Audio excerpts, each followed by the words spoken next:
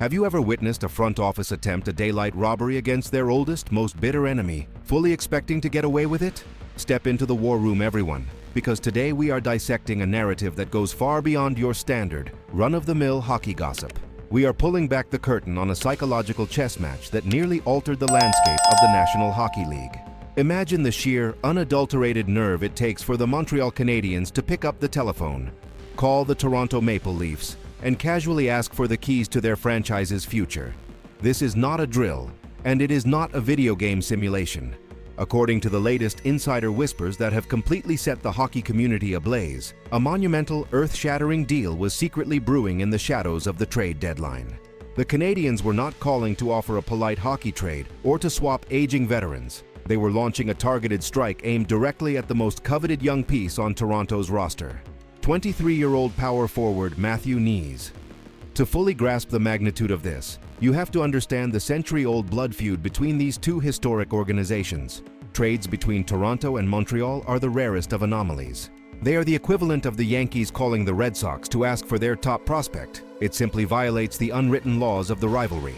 Yet the Canadiens saw an opening. Matthew Knies has rapidly transformed into an absolute force of nature, an indispensable physical presence in a Toronto top six that has historically been criticized for being too soft when the playoffs arrive. When the news broke, Knies himself openly admitted his sheer disbelief at hearing his name dangled in the rumor mill. But this is the brutal, unforgiving reality of the modern flat cap era.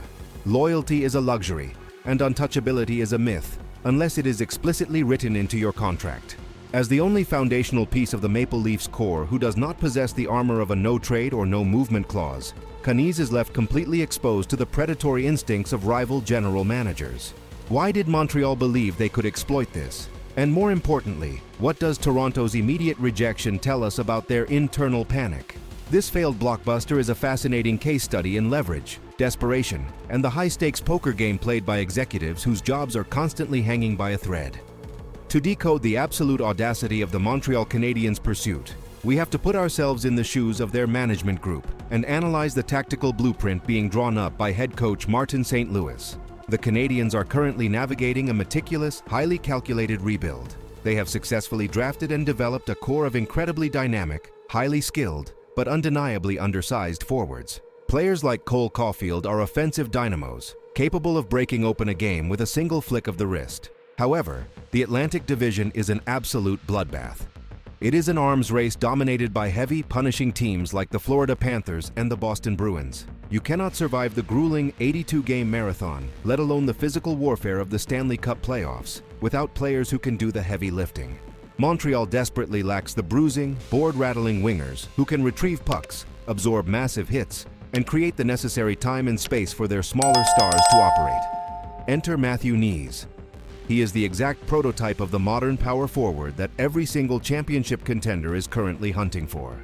He possesses a rare, intoxicating blend of imposing size, a relentless physical edge, and the silky smooth hands required to finish plays in the high-danger areas around the crease.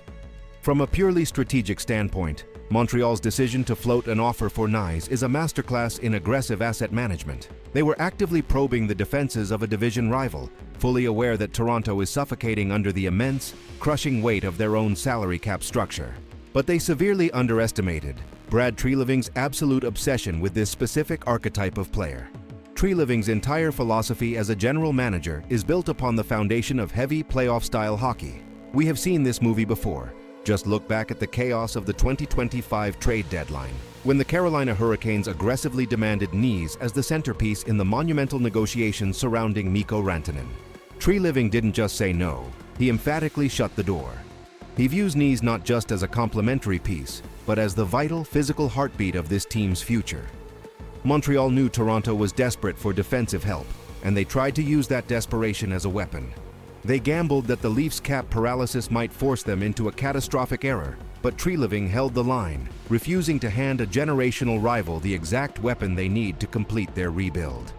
Despite Treliving's refusal to pull the trigger, the mere existence of this conversation exposes a terrifying reality for the Toronto Maple Leafs as they march toward what might be the most critical offseason in franchise history. The organization is currently trapped in a self-inflicted salary cap prison, and the walls are closing in rapidly. If this team is ever going to shatter the psychological barriers that have haunted them in the postseason for nearly 2 decades, they are going to have to make decisions that will absolutely tear the fan base apart.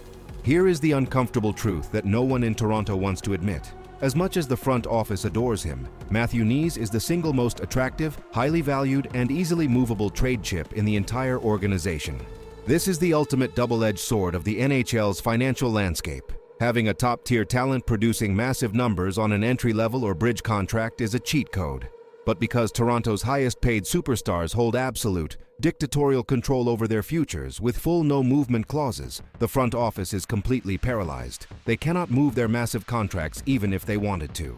Therefore, if a legitimate, top-pairing, right-handed defenseman, the mythical unicorn this franchise has been desperately chasing for 10 years, suddenly hits the trade block this summer, Knies might be the only currency Treliving has left to spend.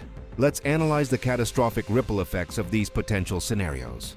If Toronto stubbornly holds on to Knies but fails to drastically overhaul their blue line, they are mathematically doomed to repeat the same tragic playoff exits, and the ensuing fan revolt will be biblical.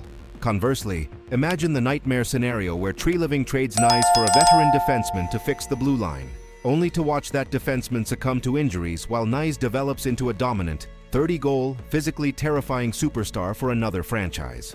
The risk assessment is absolutely paralyzing. You can already hear the civil war brewing among the Leafs faithful. One faction of the fan base is ready to riot at the mere suggestion of trading the only homegrown power forward they've drafted in a generation, viewing him as the future captain who brings the exact grit they've been begging for.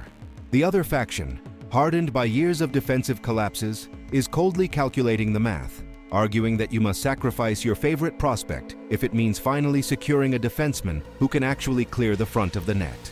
As we bring this massive investigative breakdown to a close, we have to look at the permanent scars this rumor leaves on the landscape of the NHL.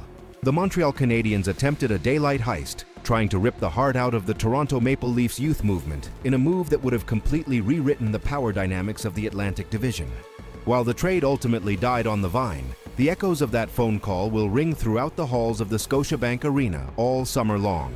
This was a massive, blaring siren warning the Toronto organization about the extreme fragility of their roster construction. The undeniable reality is that until Brad Treliving fundamentally fixes the structural nightmare on his blue line, rival general managers are going to smell blood in the water. They're going to keep circling like sharks, and the phone calls demanding Matthew Knies are never going to stop. Treliving is currently sitting at the highest stakes poker table in the sports world, clutching his most valuable chip while the blinds keep going up. The clock is ticking, the offseason is looming like a dark cloud, and the pressure cooker of the Toronto media market is about to explode. Will the front office eventually succumb to the overwhelming pressure and use their prized power forward to finally acquire that elusive defensive anchor?